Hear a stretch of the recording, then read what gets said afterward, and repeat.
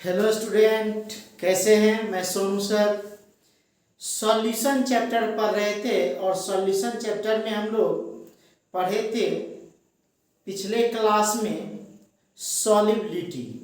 ठीक है, सॉल्युबिलिटी में पढ़े थे solubility of gas in liquid, फिर solubility of solid in liquid, मतलब ठोस की द्रव में विलेयता और गैस की द्रव में विलेयता। आज हम लोग पढ़ेंगे द्रव की द्रव में विलेयता, मतलब एक द्रव को दूसरे द्रव में मिलाएंगे तो क्या होगा। ठीक है, तो द्रव में द्रव की विलेयता को देखेंगे। तो हेडिंग आज दिए हैं vapour pressure of liquid solution.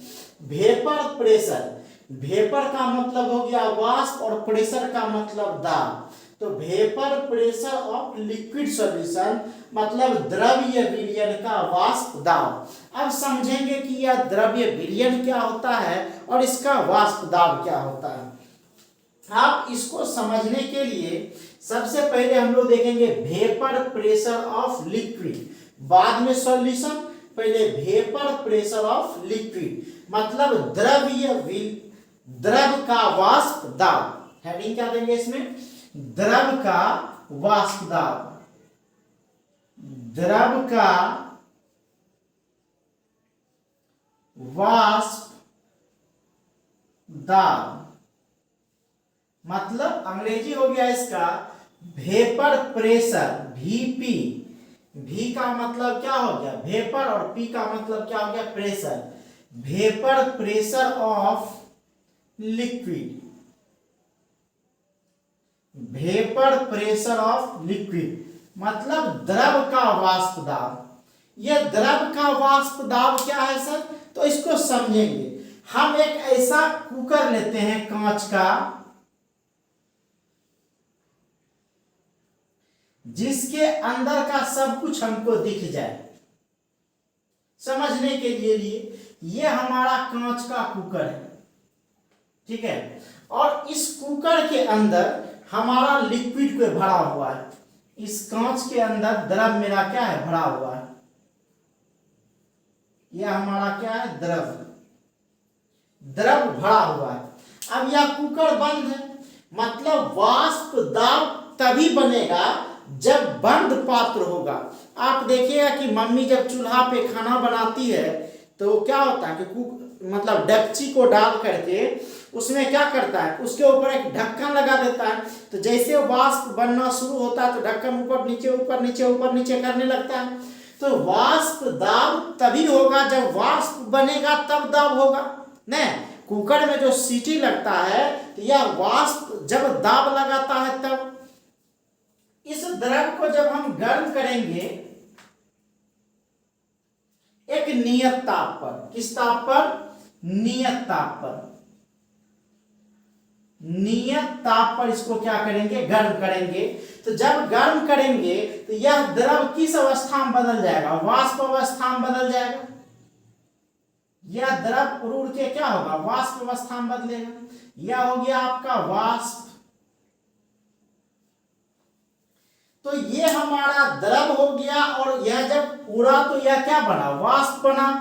तो एक ऐसा अवस्था आएगा जब यह कुकर में सीटी लगने लगने लगने की स्थिति में है, लग नहीं रहा है, क्योंकि अब लग जाएगा, अब लग जाएगा, अब लग जाएगा, लेकिन पूर्ण रूप में कुकर में सीटी लग नहीं रहा है। तो क्या होगा कि यह जो वाष्प है यह दाब लगाएगा। तो दाब कब लगाएगा? तो यह वाष्प तब दाब लगाएगा जब यह द्रव और वाष्प साम्य अवस्था में आ जाए। द्रव और वाष्प किस अवस्था में आ जाए? साम्य अवस्था। जब द्रव और वाष्प क्या हो जाता है? साम्य अवस्था में आ जाता है, तब यह वाष्प इस द्रव के ऊपर दाब डालता है। कब? जब यह साम्य अवस्था में आ जाता है, मतलब इस द्रव को जब आप गर्म कर रहे हैं तो वेपर बन रहा है। तो वेपर बन रहा है तो यह वाष्प क्या करेगा? एक ऐसा अवस्था आएगा कि अब दोनों बराबर हो जाएगा, यह द्रव और वाष्प। इस अवस्था को साम्य अवस्था कहते हैं। इस अवस्था में क्या करेगा कि यह द्रव के ऊपर यह वाष्प जो दाब लगाएगा उसी को हम लोग कहते हैं द्रव का वाष्प दाब। तो द्रव का वाष्प दाब किसको कहेंगे, ध्यान से समझिए कि जब नियत ताप पर द्रव और वाष्प साम्य अवस्था में होते हैं, नियत ताप पर द्रव और वाष्प साम्य अवस्था में होते हैं, इस साम्य अवस्था में द्रव के ऊपर इस वाष्प के द्वारा लगाया गया दाब, समझिए कि नियत ताप पर द्रव और वाष्प साम्य अवस्था में होते हैं, नियत ताप पर द्रव और वाष्प साम्य अवस्था में होते हैं, और इस साम्य अवस्था में इस द्रव के ऊपर यह जो वाष्प प्रेशर डाल रहा है, तब ना कुकर में सीटी लग जाएगा।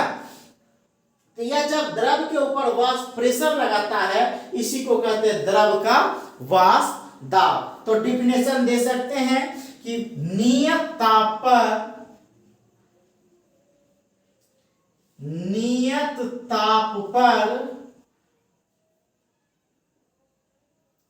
बंद पात्र में, नियत ताप पर बंद पात्र में, क्योंकि वाष्प दाब जब भी होगा तो बंद पात्र में ही होगा, खुला वाष्प तो उड़ रहा है तो दाब क्या लगेगा, तो जब भी दाब लगेगा तो किसमें, बंद पात्र में। तो नियत ताप पर बंद पात्र में द्रव एवं वाष्प क्या होता है, साम्य अवस्था में होते हैं,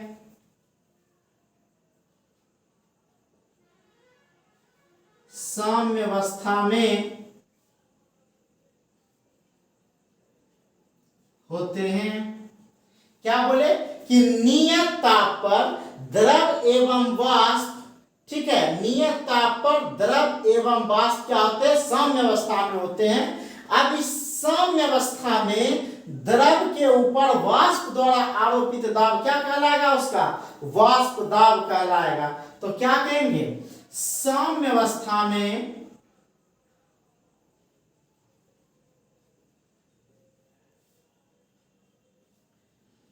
द्रव के ऊपर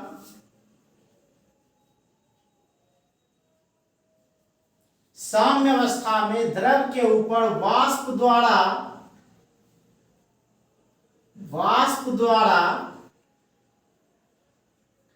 आरोपित दाब उसका वाष्प दाब कहलाता है।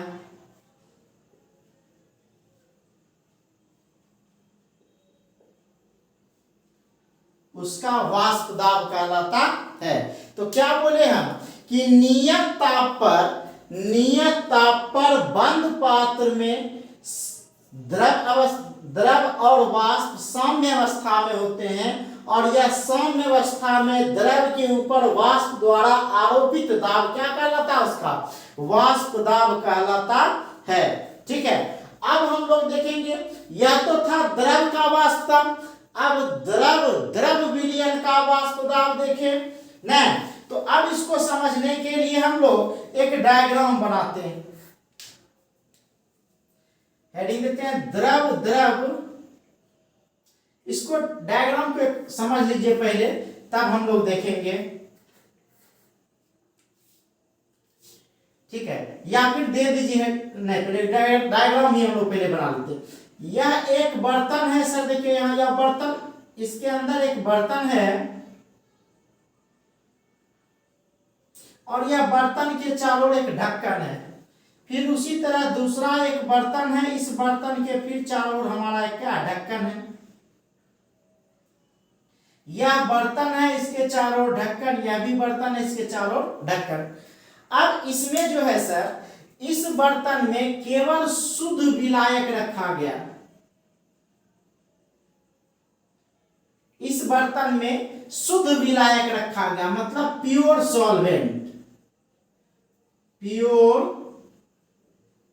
सॉल्वेंट, मतलब शुद्ध विलायक।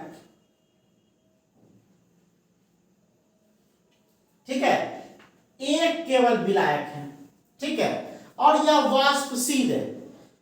तो जब प्योर विलायक है और वाष्पशील है, तो इसका वाष्प ज्यादा बनेगा। यह बर्तन ढका हुआ है तो वाष्प उड़ेगा तो ज्यादा वाष्प बनेगा। नहीं, शुद्ध विलायक है तो इसका वाष्प दाब ज्यादा होता है। जाता है कि यह विलायक में विलयन भी मिला हुआ है। यह विलायक में विलय भी जब मिला होगा तब यह हमारा विलयन बन जाएगा। अब जो वाष्प दाब होगा इसमें विलय और विलायक का वाष्प दाब होगा। यह हमारा हो गया सॉल्यूशन।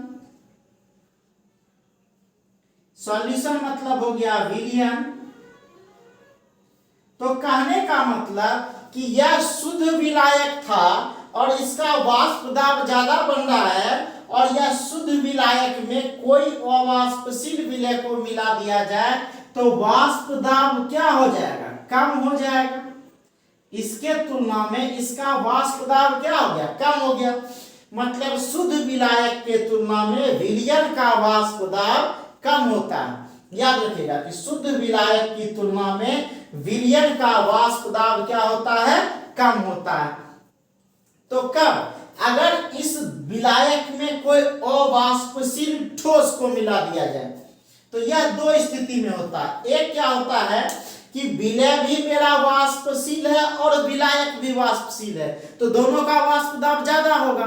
और अगर विलय अवाष्पशील है और विलायक वाष्पशील है तो विलायक का वाष्प दाब ज्यादा होगा। एक चीज और इस टॉपिक में ध्यान रखेंगे कि अब हम लोग एक को कहेंगे विलायक,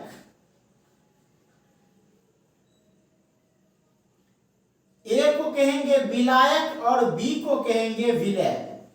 ये गांठ बांध लेंगे कि इसके पहले हम लोग पढ़े थे ए को विलय कहे थे और बी को विलायक, लेकिन अब यहां जो हम लोग पढ़ेंगे ए को कहेंगे विलायक और बी को कहेंगे विलय। इस पूरे टॉपिक में जो अब यहां से जो भी चर्चा होगा इस लास्ट चैप्टर तक सॉल्यूशन में, वहां ए को कहेंगे विलायक और बी को कहेंगे विलय। दिमाग में बैठा लीजिए बात कि ए को कहेंगे विलायक और बी को कहेंगे विलय। लेकिन इसके पहले जो भी हम पढ़े थे वहां था ए विलय और बी विलायक। अब उल्टा ए विलायक बी विलय, सिर्फ यहां से वेपर प्रेशर से लेकर के अब जहां तक ये चैप्टर समाप्त होगा। तो कहता है कि इसमें इस डायग्राम में यह अगर शुद्ध विलायक है तो इसका वाष्प दाब ज्यादा होगा। इस शुद्ध विलायक में कोई अवाष्पशील विलय मिला दिया जाए, चाहे वह अवाष्पशील विलय ठोस हो चाहे द्रव हो, ठीक है। तो जैसे ठोस अवाष्पशील विलय को मिला देंगे तो विलायक का वाष्प दाब जो है शुद्ध विलायक के तुलना में घट जाएगा। मतलब विलयन का वाष्प दाब शुद्ध विलायक के वाष्प दाब से कम होगा। तो हम लोग लिख सकते हैं ठोस द्रव विलयन का वाष्प दाब। ठोस द्रव विलयन का ठोस द्रव विलयन का वाष्प दाब, वाष्प दाब को अंग्रेजी में कहते हैं वेपर प्रेशर। ठोस द्रव विलयन का वाष्प दाब, ठोस द्रव विलयन का वाष्प दाब। वाष्प दाब को क्या बोलते हैं सर? Vapour pressure. याद रखिएगा वाष्प दाब को क्या बोले? Vapour pressure. तो यह ठोस द्रव विलयन का वाष्प दाब। तो ध्यान दीजिए ठोस द्रव विलयन का वाष्प दाब है, तो ठोस द्रव में, तो जब द्रव विलायक है, अगर शुद्ध विलायक है तो इसका वाष्प दाब ज्यादा है, और जैसे ही इसमें ठोस विलय को मिलाएंगे तो इस ठोस मेरा अवाष्पशील है, मतलब ठोस का कोई वाष्प नहीं बन रहा है। यह जो ठोस अवाष्पशील है इसका जैसे ही मिलाएंगे द्रव विलायक में कि वाष्प दाब घट जाएगा। किसके तुलना में? शुद्ध विलायक के तुलना में। तो क्या लिख सकते हैं कि वाष्पशील द्रव विलायक में, वाष्पशील द्रव विलायक में, वाष्पशील द्रव विलायक में अवाष्पशील, अवाष्पशील ठोस विलय मिलाने पर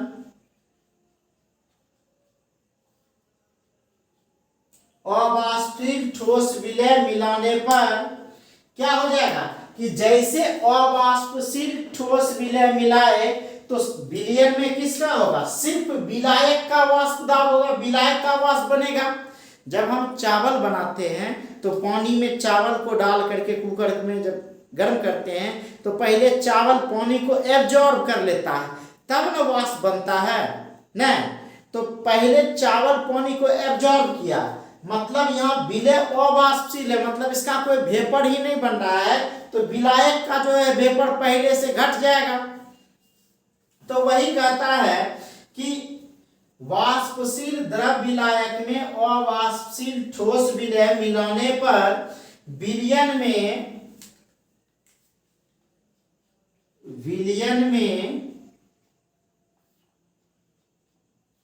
केवल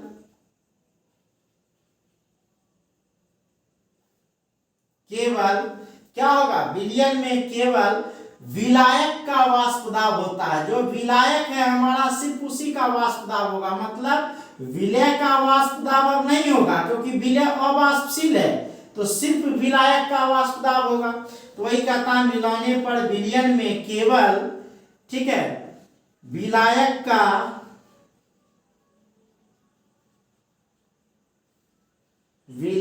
का वाष्प दाब होता है। विलायक का वाष्प दाब होता है। अब कहता है कि माना कि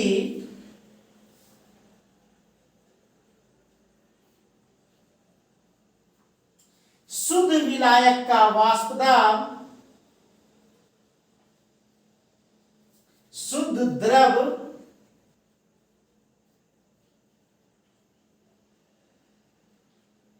विलायक का वाष्प दाब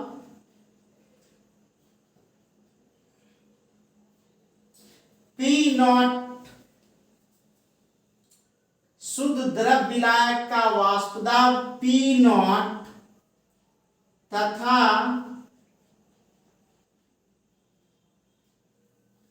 विलयन का वाष्प दाब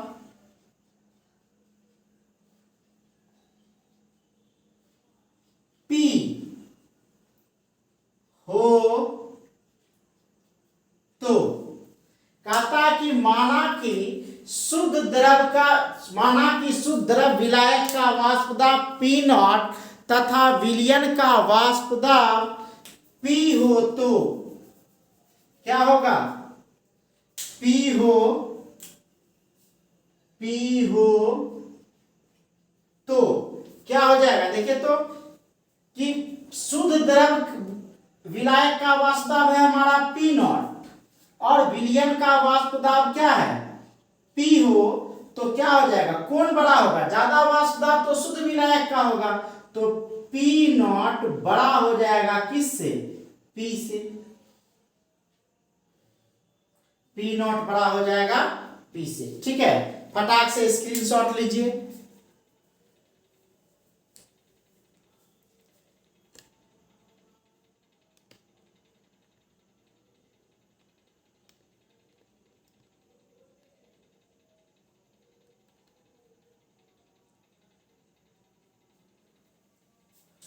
ले लिए। अब हम लोग देखेंगे या vapour pressure of liquid solution में कि या मान लिए कि शुद्ध विलायक का वाष्प दाब P0 और विलयन का वाष्प दाब P है, तो हमारा जो है शुद्ध विलायक क्या होगा, ज्यादा होगा विलयन के वाष्प दाब से। अब कहता है इसी के संबंध में राउल्ट ने दो नियम दिया, ठीक है। राउल्ट ने पहला नियम क्या दिया कि शुद्ध विलायक में कोई अवाष्पशील विलय को मिलाया जाए तब क्या होगा, और दूसरा जो नियम दिया कि दोनों अवयव विलय और विलायक दोनों वाष्पशील हो तब क्या होगा। ध्यान दीजिए हम क्या बोल रहे हैं कि दो नियम राउल्ट दिया। पहला नियम दिया कि जब किसी शुद्ध विलायक में अवाष्पशील विलय मिलाया जाएगा तो क्या होगा, और दूसरा नियम दिया कि दोनों वाष्पशील होगा, विलय भी और विलायक भी। लास्ट में एक बार और समझा दें कि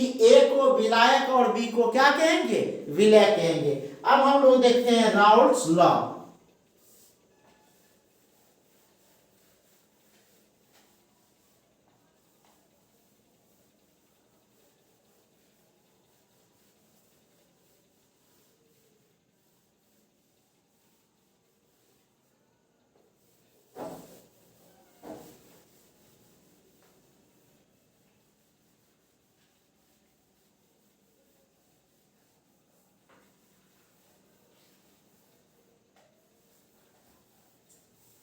अब हम लोग देखेंगे राउल्ट्स लॉ।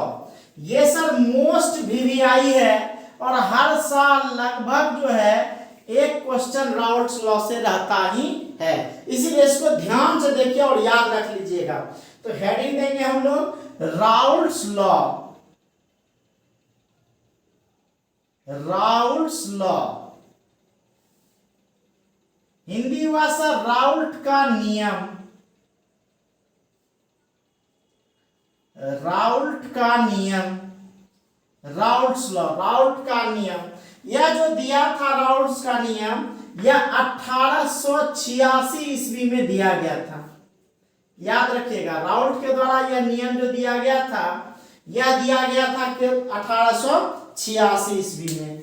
अब यह जो राउल्ट्स लॉ देख रहे हैं, यह फॉर नॉन वोलेटाइल सॉल्यूट, मतलब जब विलय मेरा अवाष्पशील हो। हम ऊपर हेडिंग दे देते हैं अवाष्पशील विलय के लिए। अवाष्पशील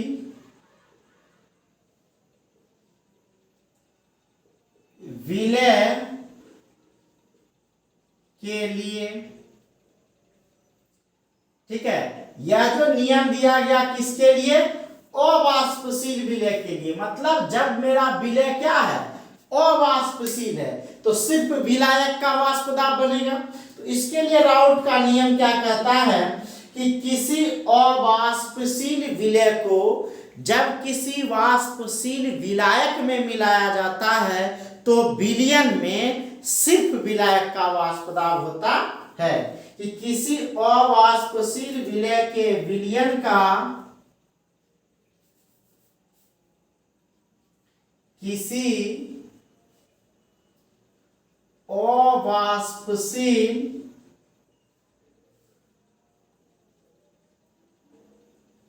विलय के, किसी अवाष्पशील विलय के विलयन का वाष्प दाब, किसी अवाष्पशील विलय के विलयन का वाष्प दाब, वाष्प दाब को शॉर्ट में सर वेपर प्रेशर लिखते हैं। याद रखिएगा कि यहां जो हम वेपर प्रेशर लिखे हैं, इसको शॉर्ट में वीपी कह देंगे।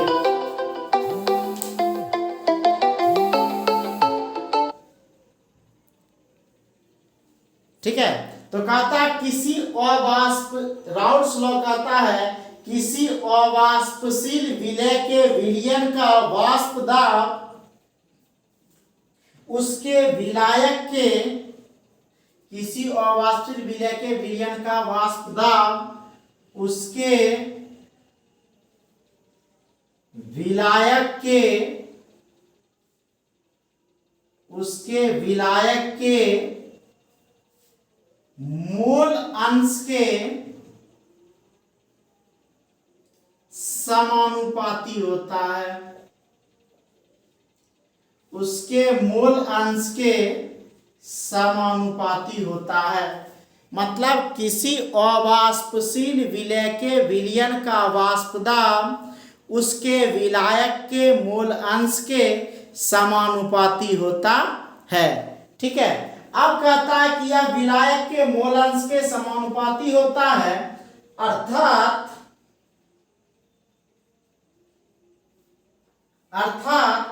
क्या होगा सर कि कहता है कि किसी अवाष्पशील विलय के,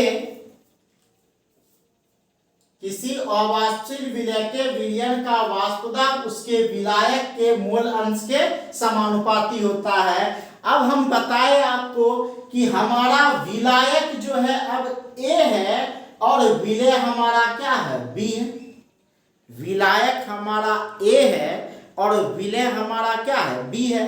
तो विलायक ए और विलय बी, तो किसी अवाष्पशील विलय, तो विलय हमारा बी के विलयन का वाष्प दाब उसके विलायक के, विलायक ए हो गया और ए के मोल अंश, ए के मोल अंश, तो यहां एक्स ए लिख सकते हैं विलायक का मोल अंश। नहीं, क्या कहता है? विलयन के वाष्प दाब, और अभी हम लोग पढ़े थे वाष्प दाब को P से लिखते थे। तो कहता है यहां कि वाष्पशील विलायक A,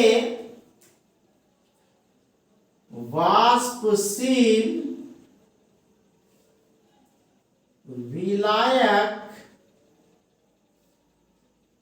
ए, क्योंकि हम पता ए को विलायक कहते हैं और यहाँ विलायक हमारा वाष्पशील है, क्योंकि विलायक का ही वाष्प दाब बनता है। तो कहता है कि वाष्पशील विलायक ए तथा अवाष्पशील विलय, वाष्पशील विलायक ए तथा अवाष्पशील विलय बी, वाष्पशील विलायक हमारा ए है और अवाष्पशील विलय हमारा क्या है बी के द्विअंगी विलयन में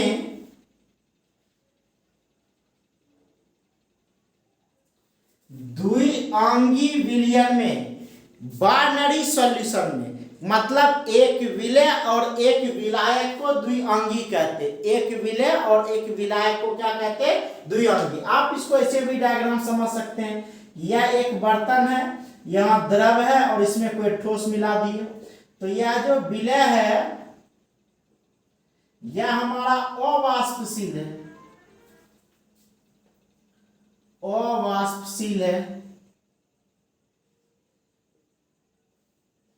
और यह जो विलायक है यह विलायक हमारा क्या है, वाष्पशील है, वाष्पशील है। अब यह दो अवयव है, एक विलय और एक विलायक। अब कहता है विलय को हम लोग क्या माने, ए विलय को बी माने हैं और विलायक को क्या माने, ए माने हैं। तो कहता है अर्थात वाष्पशील विलायक ए तथा अवाष्पशील विलय के द्विअंगी विलयन में, ठीक है, द्विअंगी विलयन का लिख लीजिए, द्विअंगी विलयन का वाष्प दाब वेपर प्रेशर जो है वह क्या होगा, P बराबर PA हो जाएगा। यह टोटल प्रेशर हो गया P बराबर PA, क्योंकि विलय हमारा क्या है, अवाष्पशील है, ठीक है, क्योंकि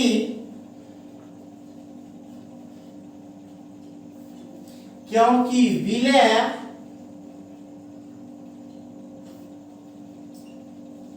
अवाष्पशील है,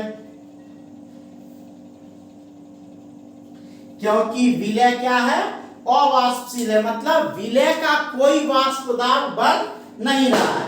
तो क्या हो जाएगा देखिए तो, और इसका मोल अंश क्या हो जाएगा, XA हो जाएगा। तो यह PA समानुपाती क्या हो जाएगा, PA समानुपाती XA हो जाएगा, PA समानुपाती क्या हो जाएगा, XA हो जाएगा।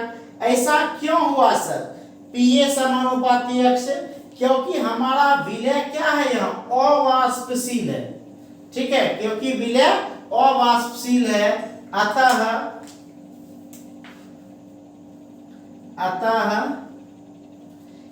XB बराबर यहाँ क्या हो जाएगा, 0। अतः XB बराबर हमारा क्या हो जाएगा, 0।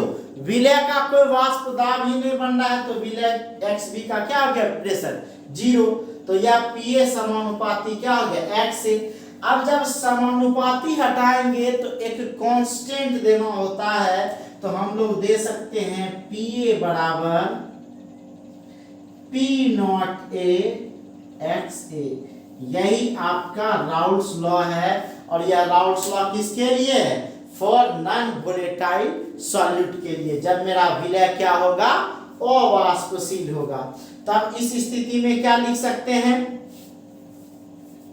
यहाँ विलय अवाष्पशील है, P बराबर PA, PB यहाँ क्या है 0, XB भी 0 और PB भी यहाँ दे दीजिए 0। अब कहता है यहाँ कि जहां PA बराबर, वेयर PA बराबर क्या हो जाएगा, विलायक का वाष्प दाब,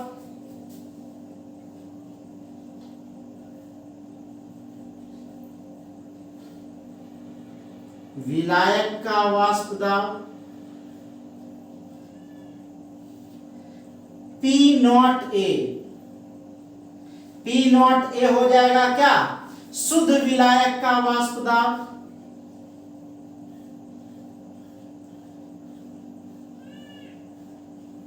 शुद्ध विलायक का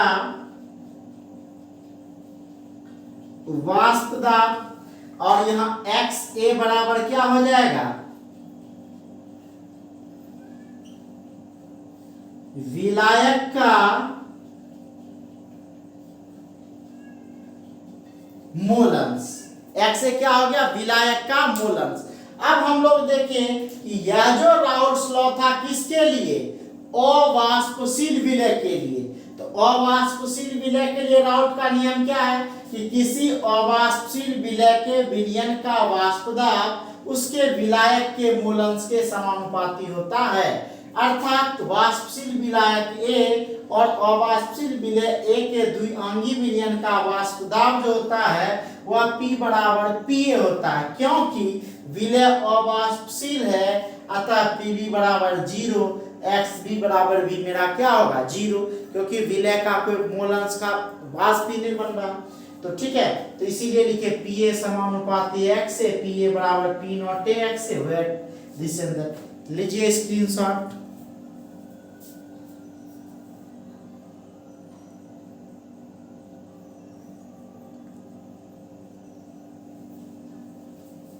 अब हम लोग इसके बाद नेक्स्ट वीडियो में देखेंगे vapour pressure of liquid liquid solution. मतलब यहाँ अवाष्पशील विलय है, अब विलय भी मेरा वाष्पशील होगा और विलायक भी मेरा वाष्पशील हो, दोनों वोलेटाइल होगा, तब राउल्ट का नियम क्या होगा वो हम नेक्स्ट वीडियो में देखेंगे। Thank you.